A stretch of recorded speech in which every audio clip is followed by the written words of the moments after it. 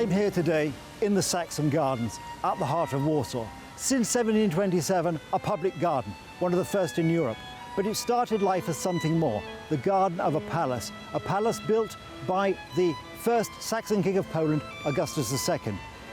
A member of the Wettin dynasty from Saxony became kings of Poland. Why were they here? What were they doing? Why did they build this palace? And what is more, what is the Saxon axis? An exercise in urban planning. Join me in Poland Daily History today when we find out more.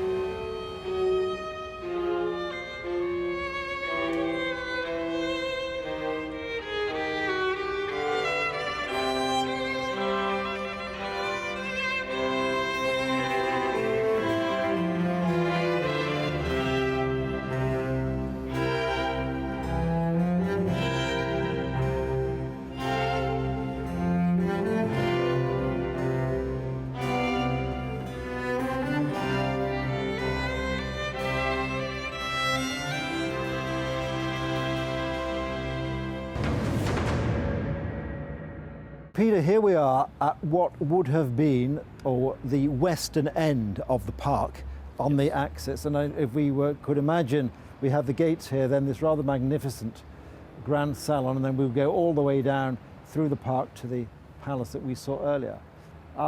Marvellous, again, I think this marvellous axis. And of course, then I think the original architectural concept was that the axis will continue beyond the gates of the park and then through into the western part of Warsaw. Yeah, so the original idea was that to have the axis, which was beginning actually even, if we talk about the landscape reason, even on a Praga side, right, in the area of the place of the field where actually August II was elected as a king. Oh, so right. it was so also a personal reason, this sort of progress. And to go to Wola, to another election field on the other side. So it was kind of an axis between the two election right, fields. Yes. But the core of the whole axis was, of course, the palace and the garden, and that was the main gate to the garden, so-called iron gate, from the western side. So you can see even the two symbols on the both yes, both sides. As we look at it on the left-hand side, we have the symbols of Poland, the coats of arms of Poland and Lithuania, and on the right-hand side we have the Wettin family coat of arms. Yes, so that was the symbolics of the Wettins, of course, which became the kings of Poland as the kings of electors of Saxony and the kings of Poland and Lithuania. So that was the symbolic entrance to the royal park and the royal garden, as exactly on the axis of the main purpose of the palace. The iron part, as you can see, was only the part of the doors on both sides, two gates, yeah, but you had this architectural beautiful context with all those coat of arms and so on. And then behind this marvellous building, the Grand Salon. The Grand Salon, which is interesting, actually the Grand Salon was even higher, or like make the impression of the bigger building than the palace itself, than the baroque palace. So that was very, very interesting. That was really high structure, and it was made here in the garden as one of the most, actually a part of the palace, the most important building in the garden, which was to spend time to dance. Also the dancings were held in here, the different royal parties in the times of Stanisław August Poniatowski, so the last king of Poland. Actually, even the fireworks shows were held in exactly here, so they could even open the roof of the saloon to make the space for the fireworks going up. Yeah, so that was kind of a party place of Warsaw. You get some of the sense of, and they look at the picture of Canaletto behind there, and you can see the salon and the iron gates, and you get some sense of the domination, yes, which the salon had over the park. Because we can see the salon, but it's tall, and we therefore can't see really very much of the palace, the original Saxon palace behind it. So you're right in the fact it really does dominate the landscape. Exactly. So it dominates the landscape, and it was designed also by the best architects of August II. Yeah, so mainly the Poppelman, who was actually the main architect of the Zwinger in Dresden. You know, so one of the best baroque, late baroque, early rococo architects. Augustus II goes down, of course, as one of the great architects or architectural designers, obviously, particularly in Dresden, his sort of home capital, if you like, and obviously his concepts here in Warsaw. I mean, it's marvellous that in those days, of course, they probably spent more time thinking about art and building than they did about being king.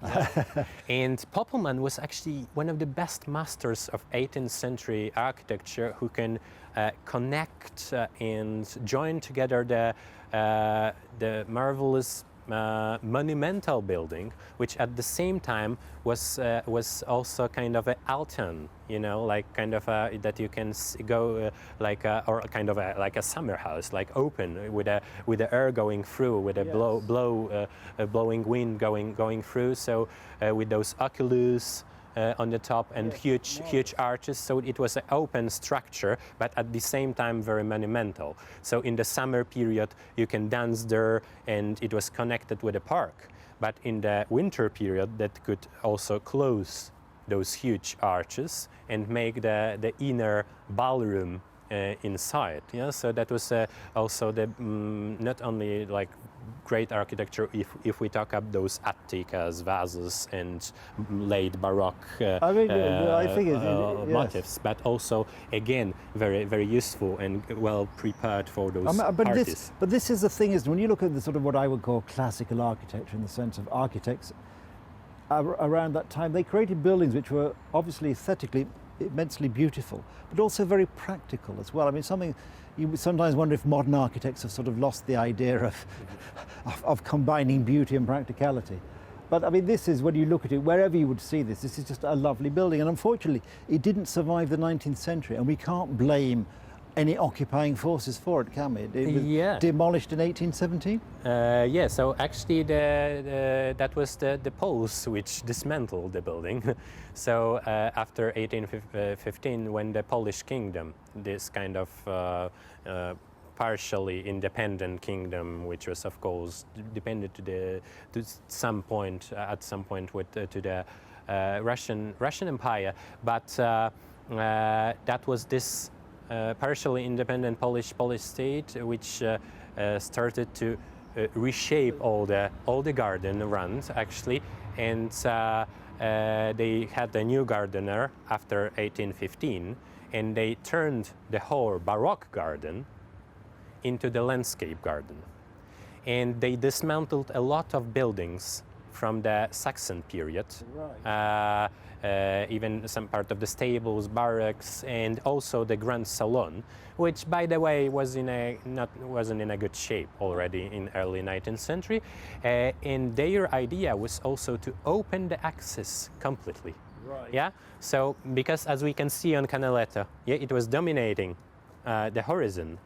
They wanted to dismantle it to make better landscape and better view, which was ending at the main garden facade of the palace. Yeah. So and it wasn't anymore the royal garden. So the royal parties and those fireworks were not anymore held in this huge structure actually. So it wasn't used like it used to be before. Yeah. And with this demolition also, they 4 years later they took the gates away. Yeah, they took the gate away as well.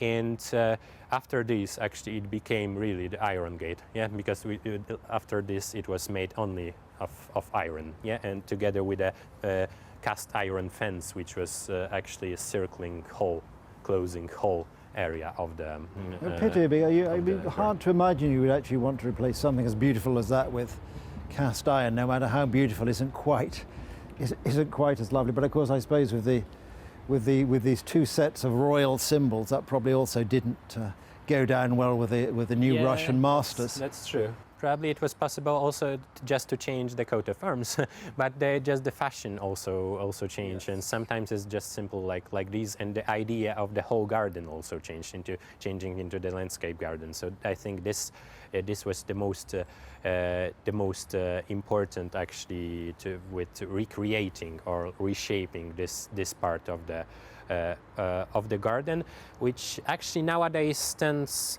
already behind the Marszałkowska Street. Yes, which is one of the main streets of Warsaw, going north-south on this particular point. Yeah. So actually, which is something that we not often think.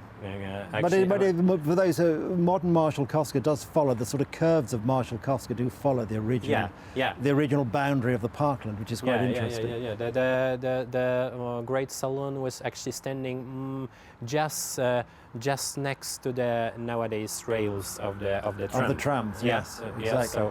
So it used to be the main.